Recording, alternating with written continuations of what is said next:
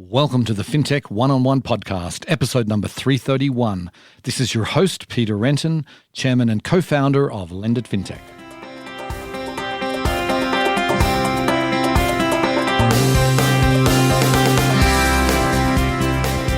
Before we start today's episode, I want to tell you about a new event from LendIt Fintech.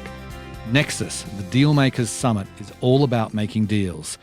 We'll be bringing together a select group of venture capitalists, bankers, fintechs, and debt investors for 2 days of face-to-face meetings in Miami on February 7th and 8th. Also at Nexus will be LendIt's famous Industry Awards show, back in person for the first time since 2019. You can find out more about all our upcoming events at lendit.com.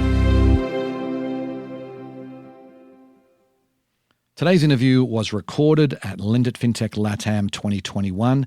It is my interview with Pierpaolo Barbieri. He is the CEO and founder of Ualá. The title of this talk was Moving from a Payments App to a Full Payments Ecosystem. Now, even if you're not that interested in Latin American fintech, I highly recommend you listen to this episode. Pierpaolo is really one of the leaders in Latin America, and his company has just done some amazing things. He had the largest funding round in the history of Argentina. They're a unicorn, and they have 3.5 million users. 25% of the Argentinian population of the 18 to 25-year-olds are using Ualá today. Keep in mind, they didn't exist 5 years ago. It's really impressive growth that they've had. We talk about how they started and how they really moved from just a debit card into a really full suite of payments products.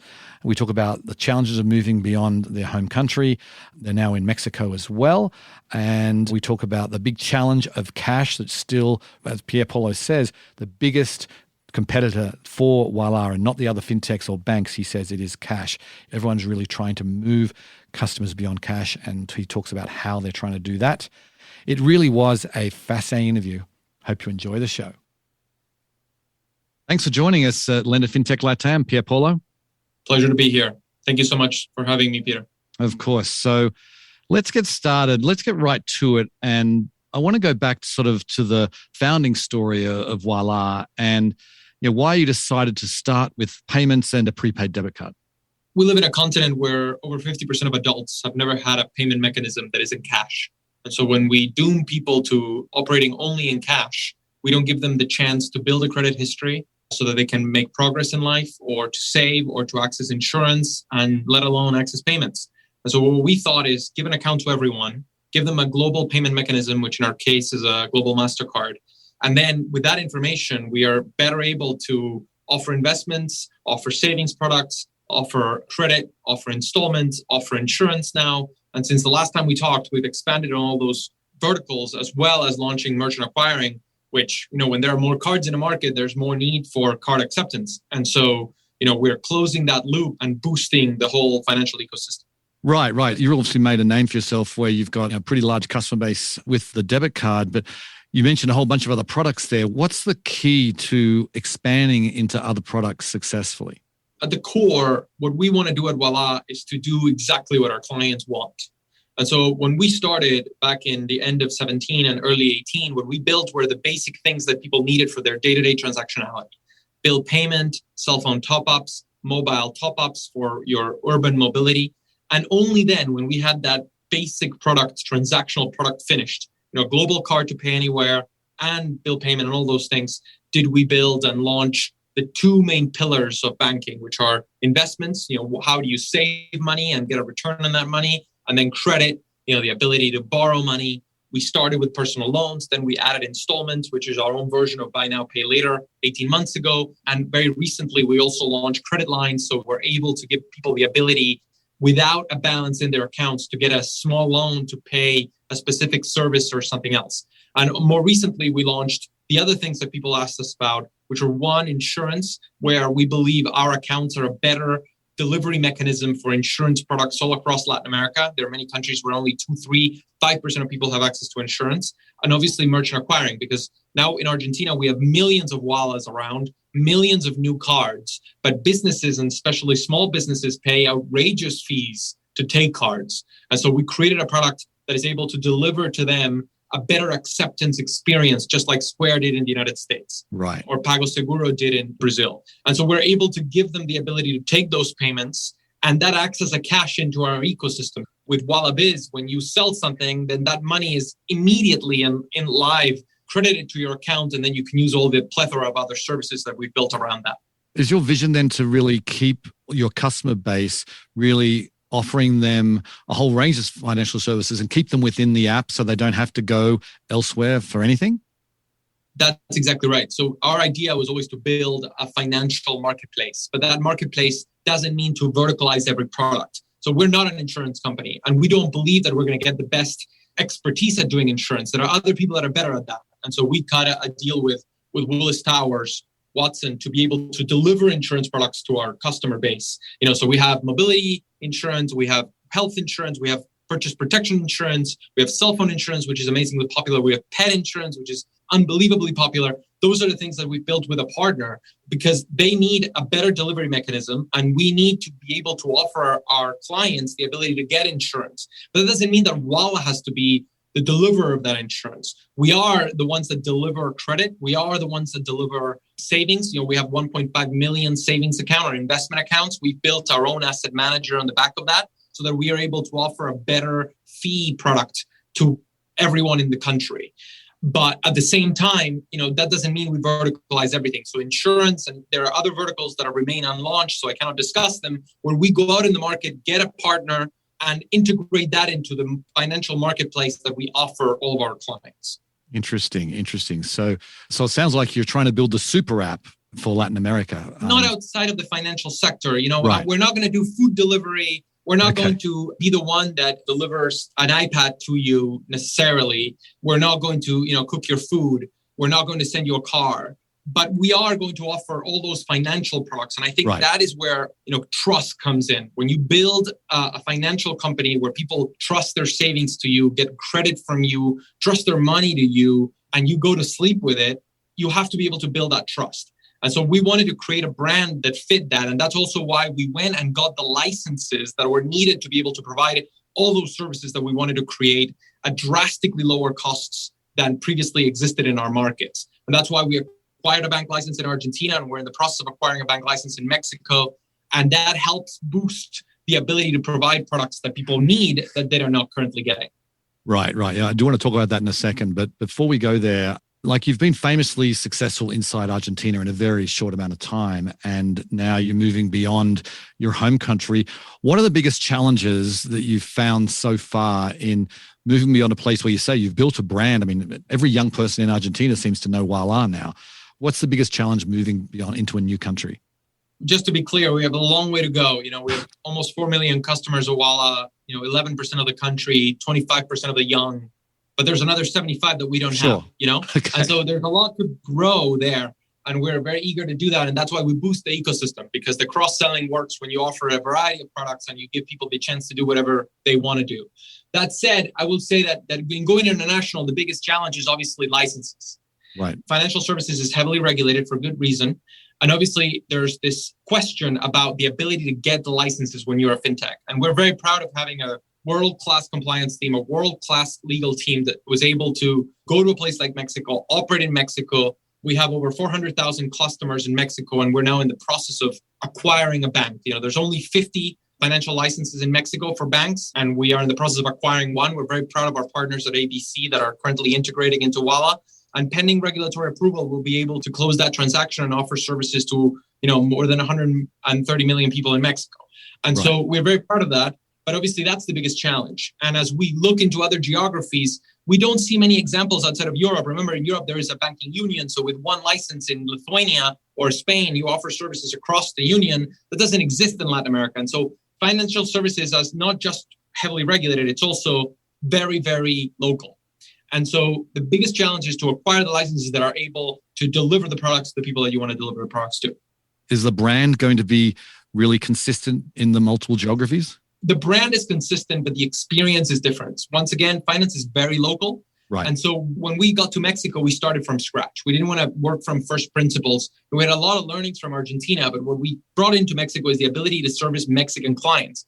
And so, we did things that didn't exist in Argentina. So, the places where you do cash in, you can also do cash out, because that built trust in the brand according to our local research. We launched day one with things that took us 18 months to develop in Argentina, such as, live cash in, connection with the interbank system, which took us, 9 months in Argentina, like bill payment, which we didn't have at launch in Argentina, like cell phone top-ups with any phone provider in Mexico, which we did not have in Argentina, with over 18,000 locations across Mexico where we could top up your Ualá, which we didn't have in Argentina.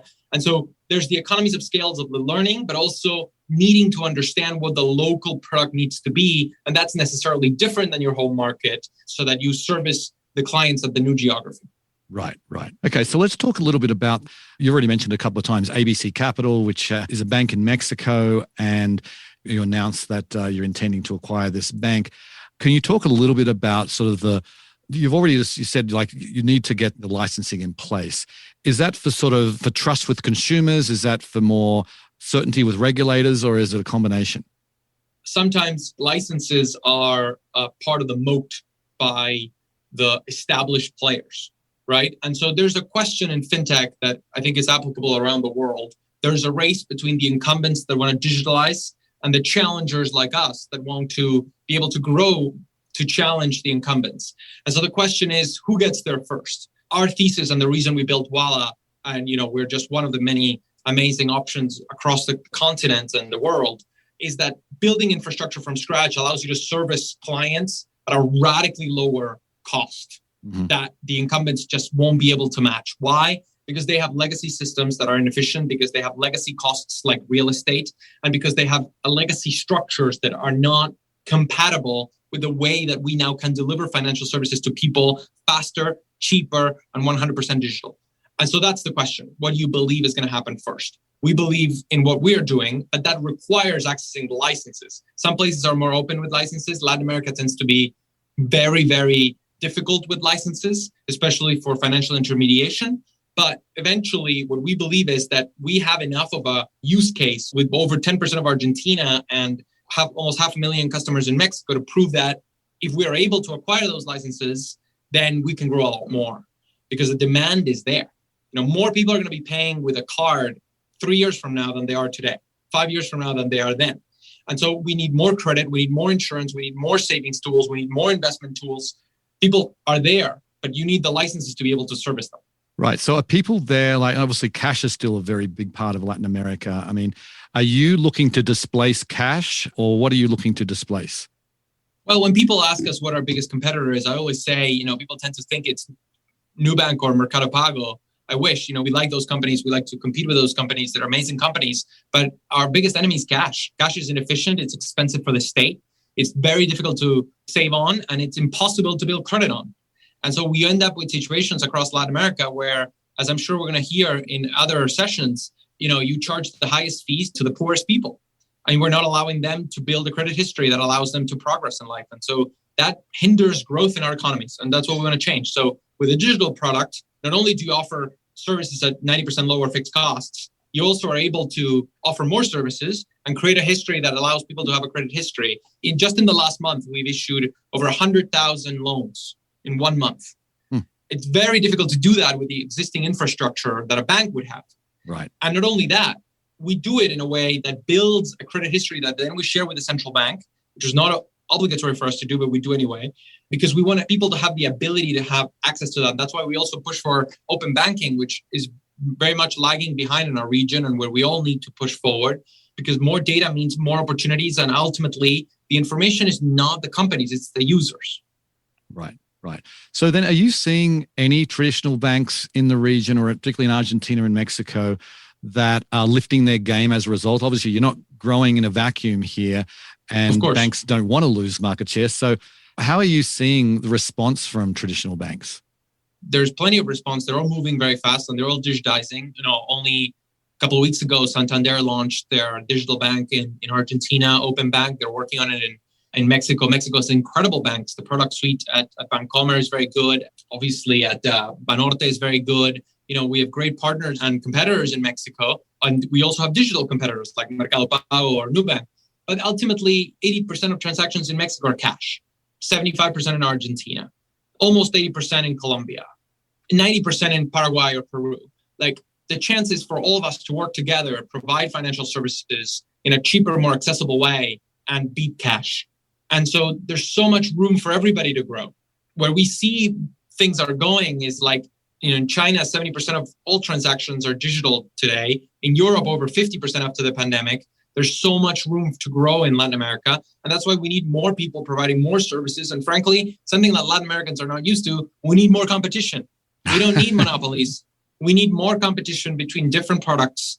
So as I always say to my friends at the banks, come for me, get me, beat me, make a better product. And that means we all win, because that means there are more options for more people. Well, you mentioned China, and they famously went from pretty much all cash to all digital within about a decade. Is there a similar timeline that you have in mind for Latin America when it comes to moving from cash to a more digital transaction? It's difficult to put a number on it. I just think that the pandemic has accelerated the changes. And obviously, there are many needed regulatory changes as well, especially on the tax side in Latin America. But Brazil's moving in that direction. I think systems like PIX and open banking push that agenda.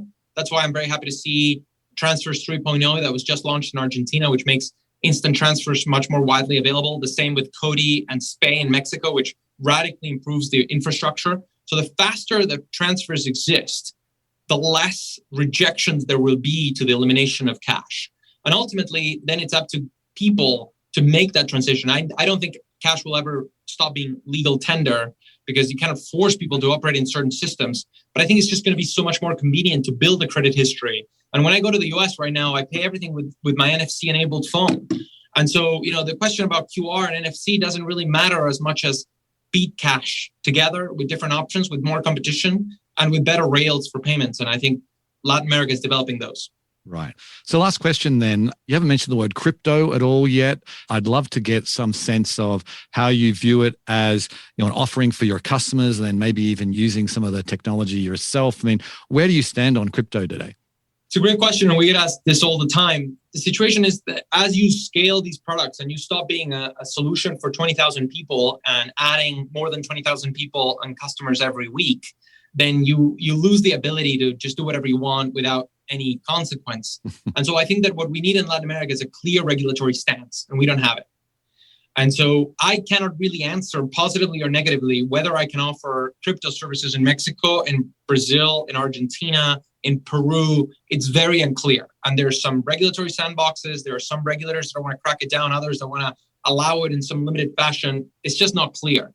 And that's what happens when there are financial innovations. But when you deal with regulated entities, be them a bank or an asset manager, both of which we have now in Argentina, or a bank in Mexico, very difficult for us to judge.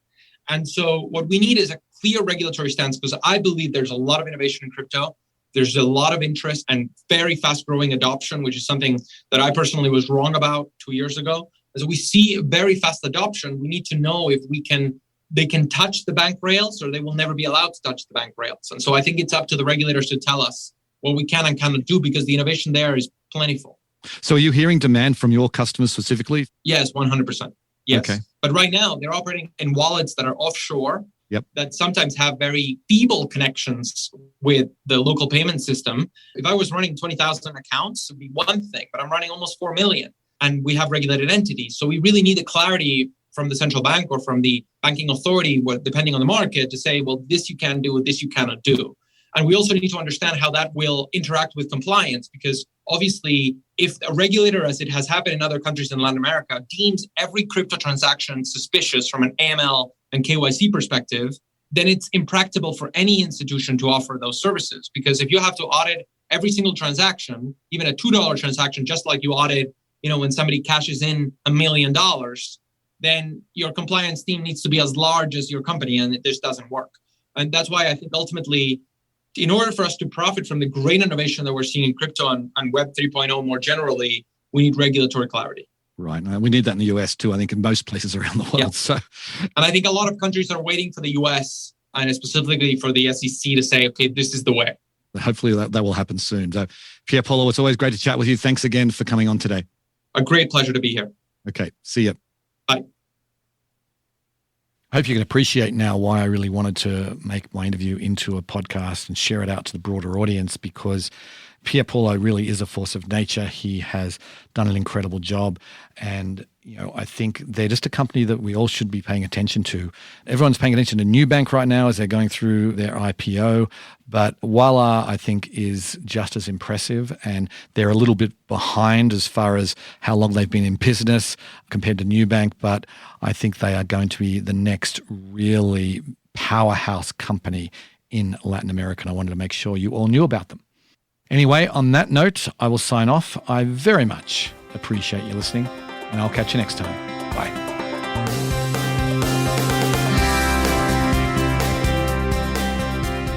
Before we go, I want to remind you about a new event from LendIt Fintech.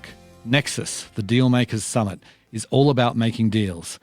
We'll be bringing together a select group of venture capitalists, bankers, fintechs, and debt investors for 2 days of face-to-face meetings in Miami on February 7th and 8th. Also at Nexus will be LendIt's famous Industry Awards show, back in person for the first time since 2019. You can find out more about all our upcoming events at lendit.com.